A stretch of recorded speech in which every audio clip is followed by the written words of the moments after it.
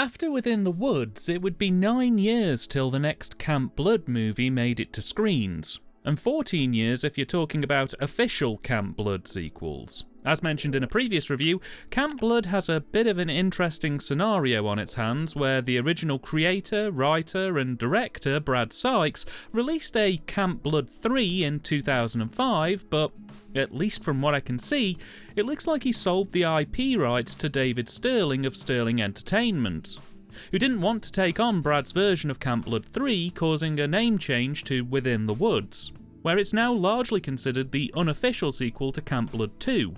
Instead, David waited until 2014 to unleash his own version of Camp Blood 3 onto an unsuspecting public, and that film was 2014's Camp Blood First Slaughter. What's hilarious about all of this? Camp Blood 3 Within the Woods is a direct sequel to Camp Blood 2. It's set a few years after the events of Camp Blood 2 and doesn't have any of the original cast, but the film is shot at the same location as the previous two Camp Blood films, its plot is directly linked to the event of the first two Camp Blood films, and they fill in what happened timeline-wise between 2000 and 2005. It really couldn't have tied itself any harder to the other films if it had tried. First Slaughter? Well, it's really more of a soft reboot than anything else. It's got a completely new cast, a completely new location for the woods, it doesn't directly reference any of the events of the first two Camp Blood films, and we're going to get into spoilers right out of the gate here, but not only do they change the lore around the clown killer from the first two movies, they kill off the clown killer in the first 20 minutes of the movie and replace him with just a generic slasher villain in a Halloween mask. In fact, the only elements that are retained from the first two Camp Blood movies are the fact that Camp Blackwood is called Camp Blood and that the clown killer's motivation for killing people in the woods is that he caught his wife in bed with another man. He dragged them out to the woods and had them murdered. Then he went crazy at what he'd done and became a murderous hermit, stalking the woods for more victims. But even that's been changed somewhat, because in this film we establish that rather than the initial domestic murders happening at some point in the mid-90s and the events of Camp Blood taking place early into the clown killer's run, instead First Slaughter establishes that there's been a long-running folk legend of clown-related murders at Camp Blood dating back to at least the 1970s, with different people taking up the mantle. I guess what I'm saying is, if you haven't seen any of Brad Sykes' Camp Blood movies up to this point, you really don't need to, because this film doesn't want you to remember those movies and would instead prefer to build its own world, pinching a few bits from the original Camp Blood movies and then gaslighting you into believing certain events either didn't happen or happened very differently. The film opens with a bit of a fake out as we're introduced to Michael and his girlfriend, a couple who own a houseboat out on the lake who are just doing lake things. When all of a sudden, out pops our clown killer, looking just like a guy in a not particularly high quality mask. We get some stalking sequences that take an absolute age, and then the first plot twist of the movie happens. As our clown killer is ready to claim his victims, another killer appears and decapitates the clown killer. This other killer then goes on to kill Michael and his girlfriend, and this is the guy who's going to be with us for the vast majority of the rest of the movie. One aggressive title sequence later, and we're at a high school as we join a class of less than 6 students who are taking an extra credit course on urban legends. None of them seem to be there because they're interested in urban legends. In fact, the vast majority seem to be there because they just kinda want the credits. But the ones you'll want to focus on are Victor, Kristen, and Brianna. The rest of the cast, they don't do too much. So anyway, the teacher begins week 4 of their sessions, and this week they're focusing on a local legend of the clown killer of Camp Blood. The students use this time to exposition dump about the history of the clown killer, some of it in line with previous movies, some of it completely different. But the teacher uses this as an opportunity to present evidence for the clown killer's existence. At which point we see some found footage recovered from a young couple who went into the woods for a camping trip, found the clown, and ended up on the pointy side of his machete. The students once again debate the validity of the footage, whether that clown killer was the clown killer, and more bunkum of the likes. When they ask the teacher what she thinks, her response is, until it's debunked, it's true. Which, that's not how that works, but anyway. It's here that the teacher basically gets to the meat and potatoes of today's lesson. She tells the class that she wants them to use their social media powers and head up to Camp Blood over the coming weekend to explore and try to find any evidence of the clown killer. She says if they go, spend the night and prepare a report on their findings, they'll each get 20 extra credits towards their final grade. The students are all kind of iffy about the situation, but they decide that 20 credits is a pretty decent offering for a couple of days of hanging out in the woods and chilling. So, they all pretty much agree. Oh, and also for some reason at this point they imply either that Victor and the teacher are in some kind of secret relationship, or they imply that Victor tries to kiss the teacher. One or the other, it isn't made all that clear. Oh, and also because it adds nothing to the plot here, there's also a cutaway scene where our killer hacks a guy chopping wood to death with his own axe. Later that day, while walking home, Christy gets a phone call. The first one is silent, but the second one is an ominous voice telling her to stay away from Camp Blood if she wants to live. Upset, she hangs up and automatically gets a third call. This one turns out to be from Victor, who asks her if she wants a ride into the woods tomorrow as he's taking some of the other students up there with him. Kristen accepts the offer and is also told that another student, Brianna, will meet them at the entrance separately as she has some other things going on. While all this is going on though, the real, actual killer is watching Kristen walk home. From here, things get a bit slapdash. First off, there's a scene where the teacher is working late at the school and sees a blur walk past her office door. She goes to investigate and gets a small jump scare reveal that's just the janitor. But then when she returns to her desk, she finds one of her photos has been smashed up. We also get treated to a painfully long sequence in which Kristen's doing some homework while the killer wanders around her house, goes inside and pushes her bedroom door open. Kristen sees this, takes an extended slow walk around her house and out into the backyard where the killer pops out and stabs her. Only, it's revealed to then be a dream. Kill me. Then in an equally painful sequence, we cut to the next day and spend an ungodly amount of time with Brianna as she wanders from a town up into Camp Blood. On the way, she's stopped by a hobo who warns her not to go, but she literally tells him to piss off and heads up there anyway. She gets to Camp Blood, finds the Camp Blood sign written in blood. Oh, that's another thing. In the previous movies, the Camp Blood sign was found maybe a couple of times across the movie's runtime as a way to help give the characters a bit of a feeling of unease. Here, everyone sees the Camp Blood sign at least once, and they repeat the shot of them doing so well over half a dozen times across the runtime. Anyway, in a legendary tier piss steak, bearing in mind we've just spent a solid 5 to 8 minutes of just solid silent walking montages by this point, she finds the sign, wanders around the woods for a bit, and then gets murdered by the killer, thus rendering the previous 10 minutes of walking and titting about in the woods ultimately pointless. We then join the gang as they pick Kristen up, argue about one of the gang hotboxing the car, and discuss what exactly they're expecting to see at Camp Blood, and then, well, the film goes off the rails, crashes through the barrier, and disappears into the void.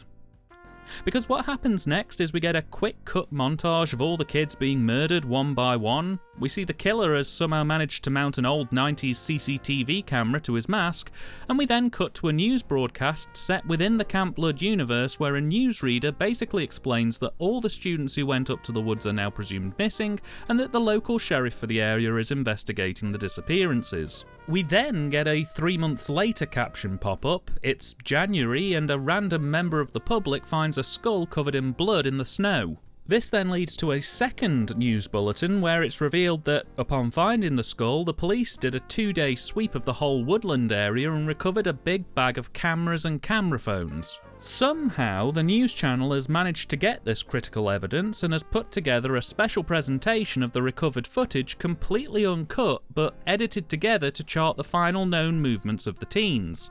And they're going to air this snuff movie right there on the news channel in the hopes that someone will come forward. And that's basically the rest of the movie. It shifts from a linear film that's very traditionally shot to a found footage movie that's basically just the same as the linear film, only it gives them an excuse to have big scenes missing or to only explain things via exposition. And it gives them the excuse to bust out some awful video and film grain effect overlays. In a frankly dire 73-minute slugfest, will the identity of the not clown killer be revealed? Will the hobo manage to survive the movie? And will any of the kids actually manage to survive their weekend at Camp Blood? Extra credit can be stupid hard to get, so I'd like to think they'd get something out of this little adventure. Anyway, all this and more will be answered if you check out Camp Blood 3: First Slaughter. And man oh man, when a film bombs so hard it makes me nostalgic for the first 2 Camp Blood movies, you know that something has gone amiss. This thing's a total train wreck in my opinion from start to finish. It's a garbled, incoherent, totally predictable mess, and not even a fun mess at that. I predicted who the killer for this was in the first 20 minutes, and barring one very minor detail I got wrong that didn't really add anything to the overall narrative anyway, I pretty much guessed the whole movie's plot within 25 minutes. This feels like a troubled production. Now, I don't know exactly what happened on set or behind the scenes, and information on this movie is very thin on the ground, honestly, but to me at least, this thing feels like a movie where they shot about 75% of it, then the money ran out, so they had to get some friends and family to fill in the production gaps and get the film up to runtime. Then they had to start getting creative in the edit to try and get this thing into a shape where it could be shipped. The whole movie is 73 minutes, and I truly believe that there wasn't a single scrap of footage left on the cutting room floor by the end of the post-production process. The script feels like an absolute crawl, the pacing is a nightmare, there's multiple scenes of people just really slowly wandering around with no real animation or feeling. They do that stupid thing where they all get around a campfire and recall the events of the first 2 Camp Blood movies again. They have talking head interview segments that add nothing to the overall plot. They introduce characters just to immediately kill them off, who again have no relevance to the plot and are seemingly only here to extend the runtime. That's not even to mention the fact that they don't really seem all that confident in what kind of tone they want to go for with this thing. Some of it's played like really poor dark comedy, some of it's played like really poor slasher fodder. But it commits to neither styles and ends up falling between 2 chairs as a film that kind of awkwardly hobbles from scene to scene with no real kind of consistency. There are characters who have very serious consequences for this film's narrative who are only ever shown via photographs, and the big scenes where they really did need to film something to, make the movie worth watching, happen off screen. They're mentioned once and then are never brought up again. An example of that being the sheriff hunting for the teens' bodies. They show a still of the sheriff and then the next thing we see is the news report talking about the recovered footage. That's another thing as well. The continuity in this thing is fucking fucked, mate. Things like, how did Kristen know what the other masked killer looked like in a dream before they'd ever even met? How did the news station get highly classified police evidence before the police had even had time to properly review it? What was the point in changing the law so that the clown killer had been around for decades at this point if you were only going to go back 2 generations into the narrative and leave it at that with no significant impact to the plot? And probably the biggest issue, why bring the clown killer back only to make him a different clown killer to the clown killer from the first 2 Camp Blood movies, only to then kill off this alternate clown killer to replace him with a different clown killer, then kill off that clown killer to replace him with another killer entirely who isn't even a clown? It's so messy and awkward. That's not even to mention the actual plot points themselves, which are super basic and really just feel totally dated at this point. It's clear the writer has an enthusiasm for slasher movies, but this thing doesn't even try to do anything that hasn't been seen in even the most basic proto-slashers, let alone the good slasher movies of the 80s. You don't have to be well versed in film to understand where this thing's going, and you'll likely be incredibly bored by it before they even get to the woods. Throw in some of the jankiest, most awkward and stilted dialogue seen to date, and given the last 3 films were working on subpar porn level dialogue, that is saying something, and you have a film that's heading into Karate Christmas Miracle territory in terms of being a nearly totally unwatchable mess that doesn't try anything new, is tonally all over the place, and really feels like the people involved had no idea what to do with this thing. The film was written and directed by Mark Polonia, and cult movie aficionados may be familiar with that name as the guy's very well known for his unusual and rather out there movie making. He has 79 directing credits and 31 writing credits, and he's probably best known for the infamous Feeders movies. He wrote and directed all 3 parts, and they are nuts, honestly. He also has credits though for films like Sharkenstein, Peter Rottentail, and the festive holiday classic Hell on the Shelf. Looking online, a lot of people consider his first Camp Blood effort to be the worst film he's ever made, which I can't really disagree with, but when you consider what Mark's known for, that's saying something. As for the direction, well, to me, the best word I can find for it is irritating. So one of the things a lot of filmmakers starting out in making movies, or filmmakers who want to save a bit of money, can do to try and make their film have a sense of faux stylization, is they can choose to shoot the film almost entirely handheld. That slight wobble to the footage can make things feel a bit rough and ready and make things feel a little more animated than a locked off shot would probably feel. Not to mention that it saves on kit costs and it's one less thing you have to huff around a location. This movie is a masterclass in how to cut corners while trying to create a stylised production. For starters, almost the entire movie is shot handheld, but they've put no stabilisation on the footage, so rather than a gentle breathing effect on the footage, everything feels really, really wobbly and unpleasant, to the extent that it would probably set off anyone who suffers from motion sickness. They've only done a basic colour grade on most of the footage, and in some scenes they've done none at all, meaning there's absolutely no sense of coherency in the footage, let alone any feeling of creating a stylised tone. Add to that the atrocious faux VHS and film effects that are dropped in seemingly at random, add nothing to the film and just flat out look ugly. Also, they put film projector chatter sound under squiggly signal effects, which is just a really bad example of a mismatch in formats. There's poor CGI blood overlays too. Honestly, it just feels like Mark was one-man banding this thing. He got a few friends and first-time actors together, got a HD camera and went out into the woods to shoot a movie with what time and resources he had, and that's about it. The direction of the cast is pretty dire too, partly because a lot of these actors are first-timers who needed a lot of support to nail their scenes, which they clearly didn't get, and partly because, with this film largely consisting of people just walking for large stints, then eventually getting murdered, Mark doesn't seem to have talked the cast through exactly how they should walk, what they're doing. It all quite literally feels like a one-take-and-done exercise for most of the movie's runtime, with the cast barely able to keep things together without stifling a laugh for most of the runtime.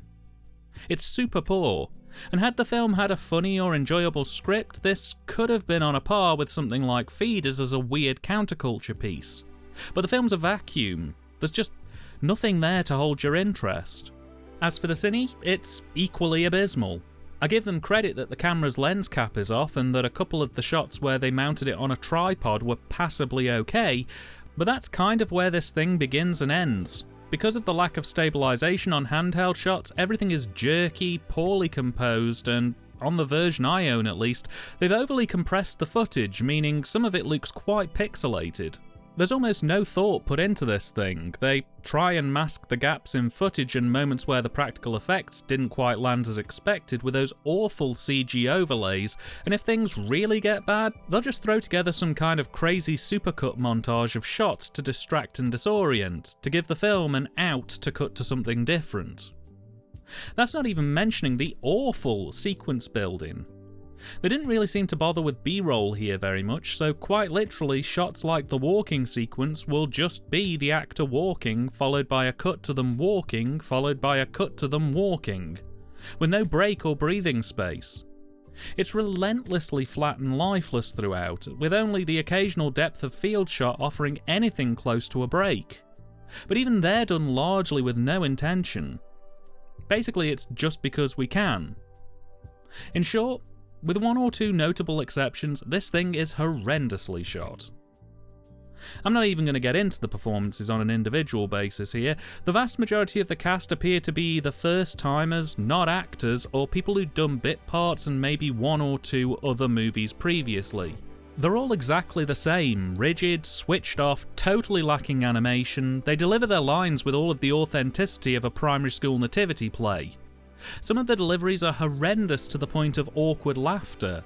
My personal favourite delivery being in the scene where Victor tries to kiss the teacher and one of the girls in the class exclaims with a dull dryness, "Oh shit, he's trying to touch the professor."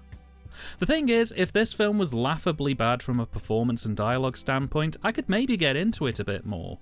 But it isn't. It's just awkward and unpleasant, and I feel bad for everyone involved in this, and I really hope they got the chance to work on better things, in all honesty. In fact, the one redeeming quality this film does have is its soundtrack. 90% of the score is provided by a band named Ghost, It's all very atmospheric, rocky stuff, it's not trying anything life-changing, but it's easily the best score a Camp Blood movie has had to date. It's not overused, it punctuates key moments effectively, it's okay and does the job, which, for this movie, is border miraculous, honestly. What is one of the final nails in the coffin for this thing, however, is the audio editing. While it's nowhere near as bad as the first two Camp Blood movies, it's still mixed really weird.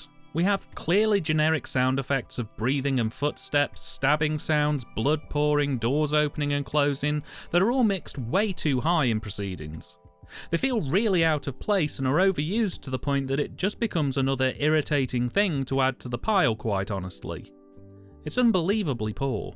Camp Blood for Slaughter was released on DVD and Blu-ray in the US only in 2014. There were no extras on this release as far as I can see, nor were there any extras on the complete Camp Blood Blu-ray release which I own that came out in 2021. What I can say, and I'm not sure if this is an issue with the complete release or if it's been an issue since its initial solo release, but the complete set basically puts Camp Blood 3 to 11 on a single Blu-ray disc.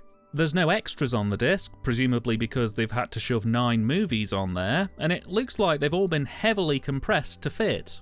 They're not unwatchable, but do be prepared for pixelation and compression issues to be prevalent throughout. When I first started reviewing the Camp Blood films, I had a couple of people tell me I was a bit harsh on the first 2 movies, and now I can kind of see why. Compared to this film, the first 2 Camp Blood flicks are positively iconic. This is easily the worst entry I've sat through so far, in my opinion. It's so bad as to not even really be entertaining. 70+ minutes of time killing with a script that's awkward, jumbled and annoying. Direction that feels like it's taken a shotgun blast approach to its subject, Cine that's dire, lifeless and poor performances, and a score that's hindered by terrible audio mixing. To me, if you have to watch a Camp Blood 3, go for Within the Woods. At least that one had awkwardly funny moments, was technically more or less on the level, and was actually tied to the first 2 Camp Blood movies. This is a film I will not be watching again.